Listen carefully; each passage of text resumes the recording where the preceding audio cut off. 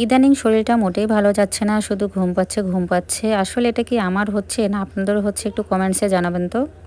ভিডিওটা সকাল থেকেই শুরু করে দিলাম। এতে সবাই মিলে হচ্ছে চা খাওয়ার পরে এখানে শাক বেছে আজকে লাল শাক আমি ঝোল করব। এই লাল শাকগুলো একেবারেই টাটকা, আমাদের জমি থেকে তুলে নিয়ে আসলাম। এই লাল শাকটার হচ্ছে ভাজি খেতেও ভালো লাগে, আবার ঝোল খেতেও ভালো লাগে, যে যেরকমটা আর কি পছন্দ করে। তো আমরা অবশ্য ভাজিটাই বেশিরভাগ খেয়ে থাকি। তো আজকে খুব ইচ্ছে করছিল টাটকা শাকটার হচ্ছে ঝোল খেতে। শাকটা প্রথমে হচ্ছে সিদ্ধ করে নিয়েছি আমি মরিচ দিয়ে, লবণ দিয়ে, একটু পানিও দিয়ে দিয়েছিলাম ওর মধ্যে, যেহেতু ঝোল করবো। এরপর রসুন দিয়ে তো বাগার দিয়ে দিলাম। বাগার দেওয়ার সময় কিন্তু একটু ঢাকনা দিয়েছি, যাতে সেন্টটা আর কি বাইরে চলে না যায়। এটা কিন্তু হচ্ছে আগেকার দিনে মুরব্বীরা আর কি বলে। আর দেশি আলু এই তো হচ্ছে আমি রসুন দিয়ে সুন্দর করে ভর্তা করে ফেললাম। আজকে কালারটা ভালো হয়নি, কারণ কাঁচামরিচ দিয়ে ভর্তাটা করেছি। হাঁসের ডিম আর হচ্ছে মুরগির ডিম একসঙ্গে করে হচ্ছে একটু পেঁয়াজ বেশি করে দিয়ে আমি ভুনা করে ফেললাম। হেব্বি তো, কিন্তু গায়ে পানি পড়তেছে। আর আজকে সকালবেলা বৃষ্টির কারণে আমার ছেলে স্কুলে যেতে পারেনি, তাই হচ্ছে আজকে একটা নতুন জিনিস ও বাসায় বসে থেকে আবিষ্কার করেছে। এই যে বোতল দিয়ে হচ্ছে ঝর্ণা বানিয়েছে, তাই এসে আমাকে দেখাচ্ছিল আর বলতেছিল আম্মু একটু ভিডিও করে নাও। এটা কিন্তু হচ্ছে আমার রাতে রান্না শুরু করে দিয়েছি। আমি কিন্তু 2 বেলায় রান্না করি, সকাল টাইম আর হচ্ছে রাতে আমাকে রান্না করতেই হয়। কারণ রাতে হচ্ছে আমরা গরম গরম খেতেই আর কি পছন্দ করি, বিশেষ করে আমার শাশুড়ি আম্মা। যেহেতু বয়স হয়ে গেছে এখন আর ঠান্ডা কোনো কিছু খেতে আসলে ভালো লাগে না, আর অনেক কিছুই খেতে পারে না, কারণ মুখে আগের মতো আর স্বাদ নেই।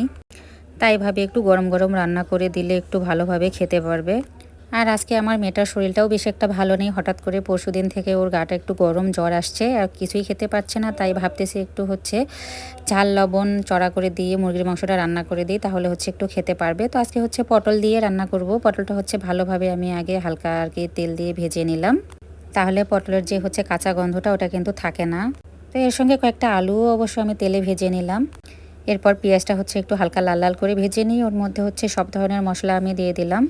মশলাগুলো ভালোভাবে হচ্ছে কষিয়ে নিলাম। যখনই হচ্ছে মশলাটার গা থেকে তেলটা ছেড়ে দিল, তখনই হচ্ছে এর মধ্যে আমি মুরগির মাংসগুলো দিয়ে দিলাম। এরপর কিছু সময় ধরে একটু ভালো করে কষিয়ে নিলাম। মুরগির মাংসটা যত কষাবেন তত কিন্তু খেতে ভালো লাগে।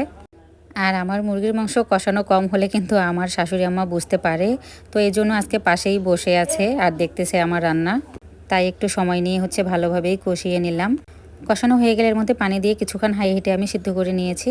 এরপর ঢাকনাটি উঠিয়ে এর মধ্যে হচ্ছে ভেজে রাখা পটল আর আলুগুলো আমি দিয়ে আবার কিছুক্ষণ কষিয়ে নিয়েছি। কষিয়ে নেওয়ার পর হচ্ছে আমি যে পানিটা দিলাম, এই পানিটাতে আমি ঝোল রেখে দেবো।